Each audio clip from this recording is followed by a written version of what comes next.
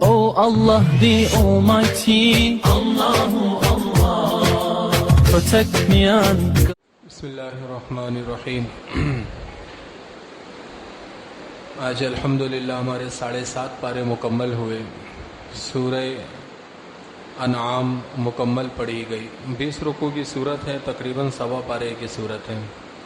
इस सूरत के बड़े फ़ज़ाइल हैं और ये सूरत सूरह फ़ातिहा के बाद ये वो वाहिद सूरत है जो पूरी की पूरी सूरत एक साथ नाजिल हुई। सूरह फ़ातिहा एक साथ नाजिल हुई और उसके अलावा जितनी सूरतें हैं उनके मुख्तलिफ़ हिस्से, मुख्तलिफ़ टुकड़े नाजिल होते रहे। बड़ी सूरतें एक साथ नाजिल नहीं हुई, लेकिन ये वो वाहिद सूरत है जो पूरी की पूरी एक साथ नाजिल हुई है।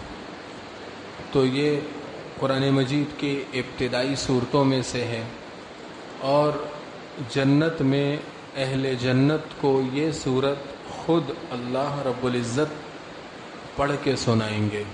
ये इतनी बाबरकत सूरत है।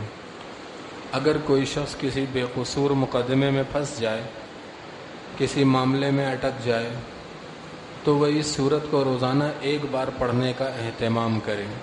वक्त मुकर्रर करके रोज़ाना एक बार पढ़ने का एहतमाम करे 7 दिन तक, इंशाअल्लाह उस मसले से बाहर आ जाएगा। इस सूरत के मज़ामीन बहुत सारे हैं, हम इसमें से 2 बातों को आज लेते हैं। पहली बात है, अल्लाह रब्बुल इज़्ज़त ने हमें इस सूरत में ये तालीम दी कि दूसरों के नज़रियात और दूसरों के ख़यालात को गलत समझने के बावजूद हम उनसे इख्तिलाफ तहज़ीब के दायरे में रहते हुए करें। इख्तिलाफ करें ज़रूर, लेकिन तहज़ीब और शऊर के साथ। बदतहज़ीबी, बदतमीज़ी के साथ इख्तिलाफ झगड़े की तरफ ले जाता है और तहज़ीब और शऊर के साथ इख्तिलाफ करीब करता है। एक दूसरे की अच्छी बातों को सीखने का, समझने का मौका मिलता है और इंसान फिर बातिल को छोड़कर हक़ की तरफ मुतवज्जे होता है। यही वजह है कि अंबिया किराम अलैहिमुस्सलावात व तस्लीमात को जब हक़ देकर भेजा जाता था तो उन्हें ये हुक्म दिया जाता था कि जो वो बातें कहते हैं उन पे सब्र करो, उन पे सब्र करो, उनको बर्दाश्त करो। अल्लाह रब्बुल इज़्ज़त उनके दिलों को नरम कर देंगे। पिछले दिनों मुल्क अज़ीज़ पाकिस्तान में जो सियासी सूरत हाल रही, सियासत पे बात करना हमारा मौजू नहीं होता, लेकिन इसमें जो एक अहम नुक्ता है उसको बताना मकसद है। कुछ लोग जो है वो हुकूमत को सपोर्ट करने वाले थे, कुछ लोग अपोजिशन को सपोर्ट करने वाले थे, लेकिन ये इख्तिलाफ इस हद तक था कि लोग ज़ातियात पे आए हुए थे और उन लीडरों के लिए जिन लीडरों के नज़दीक आपकी कोई हैसियत नहीं है, जो लीडर आपको जानते भी नहीं हैं, आप ज़िंदा रहें या मर जाएं उन्हें फ़र्क नहीं पड़ता, आपका कारोबार चले या तबाह हो जाए उन्हें कोई नुकसान नहीं है, कोई परवाह नहीं है। उन लीडरों की खातिर हमारे मुसलमान पाकिस्तानी एक दूसरे के गिरेबान पे हाथ डाले हुए और एक दूसरे की ज़ातियात को उछाल लें। और लोग जो है, देखो इलेक्शन होंगे, फिर कुछ लोग हुक्मरान बन जाएंगे, कुछ लोग अपोजिशन में चले जाएंगे, लेकिन हम जो लोग हैं आपस में, कुछ लोग रिश्तेदार हैं, कुछ लोग दोस्त अहबाब हैं, कुछ लोग मोहल्लेदार हैं, कुछ लोग जान पहचान वाले हैं, हम आपस में लड़के अपनी ज़िंदगी को मुश्किल बना लेंगे।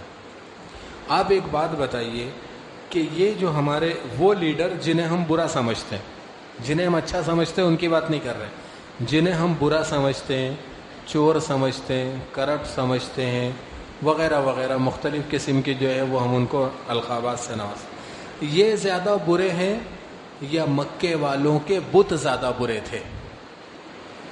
मक्के वालों के बुत ज़्यादा बुरे थे या ये हमारे लीडर जो किसी न किसी दर्जे के मुसलमान हैं, ये ज़्यादा बुरे? यकीनन वो बुत ज़्यादा बुरे थे, लेकिन अल्लाह ने हमें सिखाया, अल्लाह ने हमें सिखाया कि उन बुतों को गाली ना दो, वरना वो लोग पलट के तुम्हारे रब को गाली देंगे। ان بتوں کو گالی نہ دو ورنہ وہ اللہ کو گالی دیں گے اور تم اللہ کو گالی دینے کا سبب بن جاؤ گے۔ تو اس لیے جو ہے چاہے سیاسی محاذ ہو، چاہے مذہبی محاذ ہو، چاہے خاندانی معاملات ہوں، چاہے عمومی طور پر آپس میں لوگوں کے جھگڑے اور مسائل ہوں، تہذیب اور شائستگی کو ہاتھ سے نہ جانے دیں، ادب اور تمیز کے دائرے میں رہ کے بات کریں۔ یہ اختلاف انسان کو سمجھنے سمجھانے کی طرف لے کے جائے گا، لیکن بد تہذیبی کریں گے، بدتمیزی کریں گے، کیچڑ اچھالیں گے تو اس میں یہ اختلاف جھگڑے اور فساد کی طرف لے کے جائے گا۔ دیکھیں کیچڑ اچھالنے والے کا سب سے پہلے اپنا ہاتھ کیچڑ میں گندا ہوتا ہے، سب سے پہلے کیچڑ اچھالنے والے کا ہاتھ گندا ہوتا ہے۔ گالی دینے والے کی سب سے پہلے زبان گندی ہوتی ہے۔ جس کو گالی دی جا رہی ہے وہ گالی کا مستحق ہے یا نہیں، لیکن یہ شخص اللہ کی نگاہ میں سزا کا مستحق ہو گیا، اور اس سے بڑھ کے جو ہے وہ دوسروں پہ لعنت کرنا ہے، لعنت کرنا ہے۔ لعنت کو آپ کیا سمجھتے ہیں؟ لعنت کو ایک لوگ دل کی بھڑاس سمجھتے ہیں کہ ہم نے دل کی بھڑاس کو نکال دیا، لعنت کر دی کہ فلاں پہ لعنت، فلاں پہ لعنت، فلاں پہ لعنت۔ لعنت اللہ نے کی، کس کے اوپر کی؟ اس شخص پہ جو ایمان کے بغیر دنیا سے چلا گیا۔ ان الذین کفروا وماتوا وهم کفار اولئک علیہم لعنت اللہ۔ جو لوگ مر گئے کفر کی حالت میں ان کے اوپر اللہ کی لعنت، فرشتوں کی لعنت، سارے انسانوں کی لعنت، اور کسی پہ لعنت نہیں کی اللہ نے۔ بعض اعمال کے اوپر لعنت کی، ظلم پہ لعنت کی، جھوٹ پہ لعنت کی، لیکن ہم اپنے مسلمان بھائیوں پہ لعنت کرتے ہیں۔ لعنت کا مطلب ہے کہ لعن اللہ فلاں، اللہ فلاں پر لعنت کرے، اس کا مطلب ہے کہ اللہ اس کو اپنی رحمت سے دور کر دے۔ رحمت کس کی ہے؟ اللہ کی، اور ہم کیا بد دعا کر رہے ہیں کہ اللہ اس کو اپنی رحمت سے دور کرے۔ اس کی مثال بالکل ایسی ہے کہ ایک شخص ہے، وہ ہماری نگاہ میں حکومت کا مجرم ہے، اس نے کسی قسم کا جو ہے وہ کوئی جرم کیا ہے، ہم تھانے میں عدالت میں جا کے یہ درخواست کرتے ہیں کہ یہ شخص باہر آزاد گھومنے کے قابل نہیں ہے، اس کو اٹھا کے جیل میں ڈال دیا جائے، اس سے آزادی کی نعمت کو چھین لیا جائے۔ یہ ہم عدالت میں جا کے پیش کرتے ہیں۔ عدالت ہماری اس مقدمے کے اوپر اس کو طلب کرے گی، معاملہ اگر ویسا ہی ہوا اور ثابت ہو گیا تو عدالت اس سے آزادی کی نعمت کو چھین لے گی، اس کو جیل میں ڈال دے گی، نہیں تو پھر مقدمہ کرنے والے کو سزا ملے گی جو ثابت نہ کر سکا۔ اسی طرح ہم نے اللہ سے یہ دعا کی کہ یا اللہ تیری جو رحمت اس کے اوپر ہے تو اس سے چھین لے۔ لعنت کا مطلب ہے کہ اے اللہ تیری جو رحمت اس کے اوپر ہے تو اس سے واپس لے لے، تو اس کو اپنی رحمت سے دور کر۔ تو اب اگر وہ واقعی اس کا مستحق ہے تو لعنت دینے والے کو نقصان نہیں ہے، لیکن اگر وہ اس کا مستحق نہیں تو پھر اس مقدمے کو کرنے والے کو سزا ملے گی۔ اور یہی بات ہے کہ حدیث شریف میں آتا ہے کہ جب کوئی شخص کسی پہ لعنت کرتا ہے تو وہ لعنت اللہ کی بارگاہ میں پیش ہوتی ہے، اور اللہ کی بارگاہ میں فیصلہ ہوتا ہے کہ جس پہ لعنت کی گئی وہ لعنت کا مستحق ہے۔ اگر یہ فیصلہ ہوتا ہے کہ مستحق ہے تو وہ لعنت اس پہ پڑ جاتی ہے، اور اگر وہ مستحق نہیں ہے تو ارشاد ہوتا ہے کہ یہ لعنت اس لعنت کرنے والے پہ واپس کر دو جس نے لعنت کی۔ اور یہی وجہ ہے کہ ہم اپنی زبان سے دوسروں کے بارے میں ایسے الفاظ نکال دیتے ہیں جن کے وہ مستحق نہیں ہوتے، تو اس کا نتیجہ یہ ہوتا ہے کہ ہم خود اپنی زندگی میں پریشان ہوتے ہیں۔ ہم یہ تو دیکھ رہے ہیں کہ ہم نمازیں پڑھ رہے ہیں، تلاوت کر رہے ہیں اور سارے اعمال کر رہے ہیں، پھر بھی پریشان ہیں، اس لیے کہ ہم اپنی زبان کو صحیح استعمال نہیں کر رہے۔ ہم اپنی زبان کو درست استعمال کریں گے تو انشاءاللہ جو ہے وہ اللہ رب العزت ہمارے لیے پریشانیوں کو ختم کر دیں گے، مشکلات کو ہٹا دیں گے۔